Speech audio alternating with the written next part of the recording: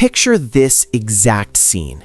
An American soldier, not a recruit, not a beginner, but a fully trained elite combat veteran from one of the most powerful armies on the planet, is standing inside a Philippine jungle at 2 in the morning. The temperature has not dropped below 30 degrees since he arrived. Every inch of his clothing is soaked through with sweat that stopped cooling him hours ago. His boots are filled with water from the river crossing he made at midnight. His arms are covered in cuts from vegetation so dense that moving through it in daylight requires a machete, and moving through it at night requires something he is not entirely sure he still has. He has been awake for over 70 hours. He has been moving for most of them.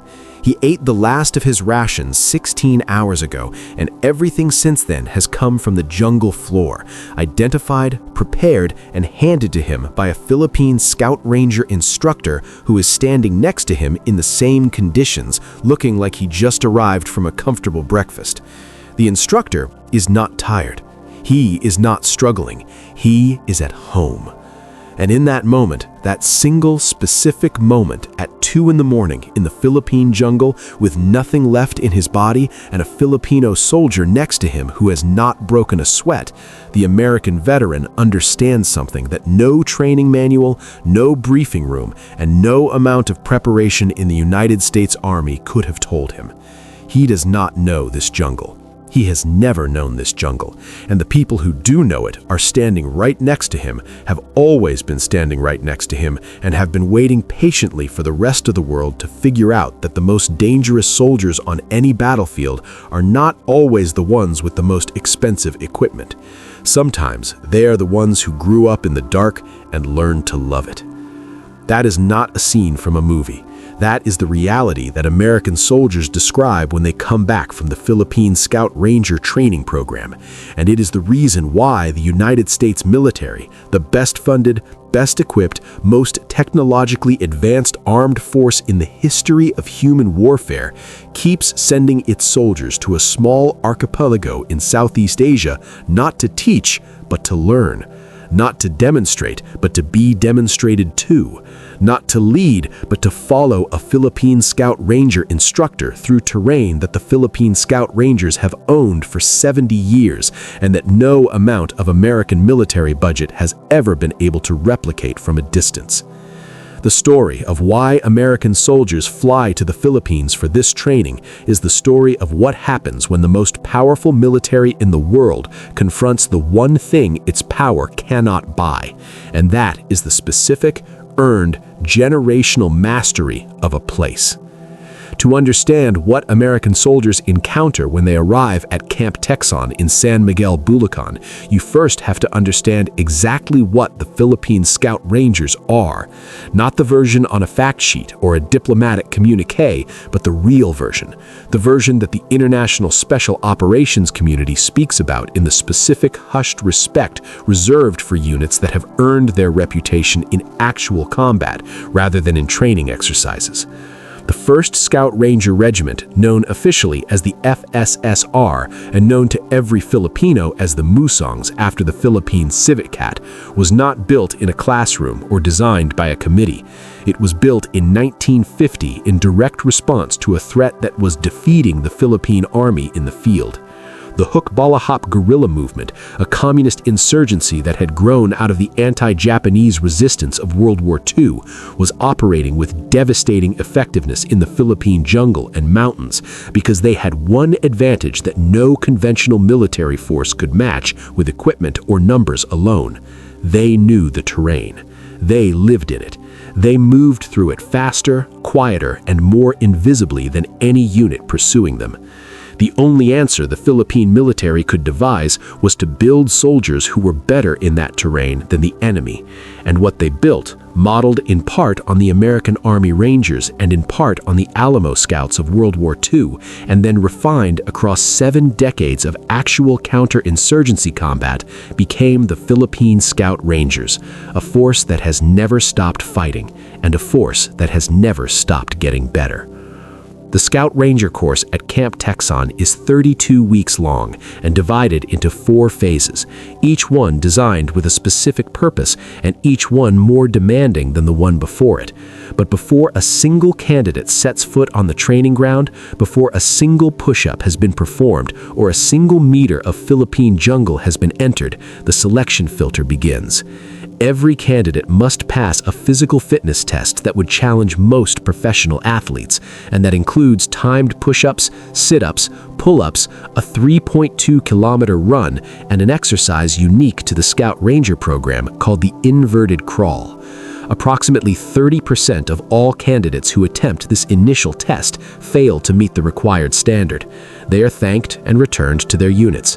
The 70% who pass move forward and immediately encounter the training philosophy that defines everything that follows. The Scout Ranger Training School does not separate physical conditioning from mental conditioning. It treats them as a single, inseparable system, because in the Philippine jungle, the body and the mind do not get separate days. They fail together, or they survive together, and the course is designed to make that truth unavoidable from the very first morning. Training days begin at 4 in the morning. They do not end before 10 at night. The hours between those 2 points are filled without pause or predictability. Physical conditioning that progresses in distance and difficulty every single week. Morning runs that start at 5 kilometers in the first weeks and reach 21 kilometers by the final weeks, performed every morning with a 20-kilogram rucksack and a rifle. Classroom instruction that requires genuine academic performance, weapons training, tactical exercises, a punishment system session called mase-mase that is one of the most discussed and most respected elements of the entire course among both Philippine and foreign participants. Mase-mase is administered collectively. When a training officer identifies an infraction in standards, discipline, or collective performance, the entire unit participates in 4 to 5 hours of uninterrupted calisthenics regardless of individual culpability. No exceptions are made. No individuals are excused. The entire unit suffers together for the failure of any single member, and the unit rises together when the session ends. American soldiers who experience mase-mase consistently describe it as the single most effective unit cohesion mechanism they have ever encountered in any military training program. They also describe it as physically the hardest thing they have ever done, while being simultaneously the thing they most wanted to repeat. Then there is the week without sleep, in the phase that breaks the largest number of candidates who have survived everything else up to that point. The entire training group is required to conduct continuous simulated combat and survival operations in actual Philippine jungle terrain for 7 consecutive days on approximately 4 hours of sleep per 24-hour period. The 4 hours are not consecutive. They are fragmented. They come in positions that offer no comfort, in conditions that offer no warmth beyond what the soldier carries, in a darkness that the Philippine jungle makes absolute in a way that no training environment can fully simulate. The physical demands of moving through dense tropical vegetation in complete darkness while carrying a full combat load, navigating without technology, maintaining tactical awareness of a simulated enemy, and making sound tactical decisions while the human brain is operating at a fraction of its rested capacity are demands that every American participant describes as having permanently recalibrated their understanding of what the human body can tolerate.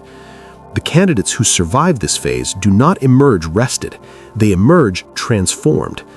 There is a specific knowledge that comes only from discovering that you are still functioning after your body told you 48 hours ago that you had reached your limit. The Scout Rangers call it mental fortitude. Every American soldier who experiences it calls it the most valuable thing they have ever learned.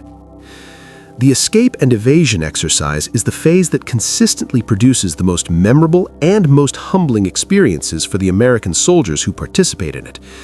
Candidates are stripped of their rank, stripped of their uniform, stripped of every technological advantage their military service has given them, and placed into Philippine jungle terrain with minimal equipment and a mission to navigate for an extended period while evading a pursuit force. The pursuit force is composed of Scout Rangers who have already graduated from the course, men who know this jungle the way most people know their own homes, men who can move through dense vegetation in complete darkness faster than most people can walk on a paved road in daylight. For American soldiers whose entire combat training experience has been built around the assumption of technological superiority, around the availability of satellite navigation, air support options, communications equipment, and the full spectrum of modern military capability, the experience of being in dense Philippine jungle with none of those advantages and being hunted by people who genuinely do not need them is described universally by every participant as the single most disorienting professional experience of their military careers. The jungle strips everything artificial away and leaves only the human being. And what happens to that human being in the Philippine jungle at night without his technology is the answer to the question the Scout Rangers have been asking about every foreign soldier who comes to their course. Who are you when the equipment stops working? The graduation requirement that makes the Philippine Scout Ranger course unique among every elite military training program on Earth is the final phase. The graduating class is deployed into actual combat operations in an actual operational area against actual armed groups that the Philippine military is actively engaged with in real time. The graduation is not a ceremony, it is a mission, and it is a mission where people who are trying to kill you do not know or care that you were a trainee, do not know or care that you have been awake for the better part of 6 months, and do not know or care that the badge you are trying to earn is made of metal and cloth and weighs less than 100 grams. The Tabak badge, the coveted Scout Ranger qualification badge bearing the unit motto, "We strike," on a shield around an upturned dagger, is awarded only to soldiers who have survived and performed in real combat at the end of the most demanding training program the Armed Forces of the Philippines produces. Out of every 100 candidates who begin the Scout Ranger course, 70 to 80 will not finish it. Some are injured, some are medically disqualified, some reach a physical or psychological limit that the jungle will not negotiate with. The 20 to 30 who earn the Tabak carry something that cannot be manufactured by any other means. They carry the specific knowledge that they were tested in real conditions by real enemies and did not fail. When American soldiers from the United States Army's 25th Infantry Division and other units participate in the Philippine-led Jungle Operations Training course during the annual Balikatan exercises and the Salaknib Joint Training Series, what they access is a concentrated delivery of Scout Ranger expertise in a format designed for international participants rather than the full qualification course. But even the shortened version produces the same essential revelation. Filipino survival experts, with knowledge derived from generations of actual jungle living rather than from survival manuals, teach techniques that no American training program has ever captured. Combat tracking skills that can read the passage of a human being through jungle vegetation from signs so subtle that an untrained eye would step over them without noticing. Navigation methods that do not depend on battery power or satellite signal, water collection and shelter construction from the immediate environment rather than from a rucksack of manufactured equipment. The ability to move through dense jungle at night without a sound, without a light, and without leaving a trail that anyone behind you could follow. These are not skills that can be learned from a manual or practiced in a climate-controlled facility. They can only be learned in the jungle from people who never needed a manual because they grew up knowing them. The strategic reason behind the American military's ongoing commitment to Philippine jungle training is both simple and urgent. The Indo-Pacific strategic environment that the United States military is focused on for the next generation of potential conflict is dominated by island terrain, tropical vegetation, archipelagic geography, and the specific challenges of fighting in an environment where the most sophisticated sensors in the American military arsenal become less effective because the jungle absorbs, deflects, and confuses them. The Philippine jungle is not an analog for this environment. It is this environment. The same terrain, the same heat, the same vegetation density, the same navigational challenges, the same tactical realities that would define any conflict in this region. When American soldiers train in the Philippine jungle under the instruction of Scout Rangers who have spent careers mastering it, they are not in a simulation. They are in the actual place where the skills they are learning might one day be required. And the people teaching them are not theorists who studied the subject. They are practitioners who have fought in it continuously for over 70 years. General Douglas MacArthur once said that if he were given 10,000 Filipinos, he could conquer the world. He said those words having observed Filipino soldiers perform in conditions that tested every military assumption he carried from his American training. The Scout Rangers who now teach American soldiers in the Philippine jungle are the direct institutional descendants of that tradition, refined across 70 decades of uninterrupted combat, shaped by the specific demands of fighting in terrain that forgives nothing and rewards only genuine mastery. They have fought the Hukbalahap guerrillas, the Moro Islamic Liberation Front, the Abu Sayyab Group, and the Islamic State-inspired Maute Group during the 2017 Battle of Meraki, where Scout Rangers were the first elite units deployed, and where a Scout Ranger is credited with killing the senior Maute commander Isnilon Hapilon in the final stages of the battle. They have not rehearsed for war, they have been at war continuously. And when American soldiers, with every technological advantage their military can provide, step into their jungle and begin to learn what they know, what happens is not the world's most powerful military lowering itself. What happens is the world's most smartest possible decision, which is that knowing what you do not know is the beginning of genuine preparation. And the Philippine Scout Rangers know things about the jungle that the American military cannot afford to remain ignorant of. The soldiers who fly to the Philippines go in with confidence and come back with something better than confidence. They come back with knowledge.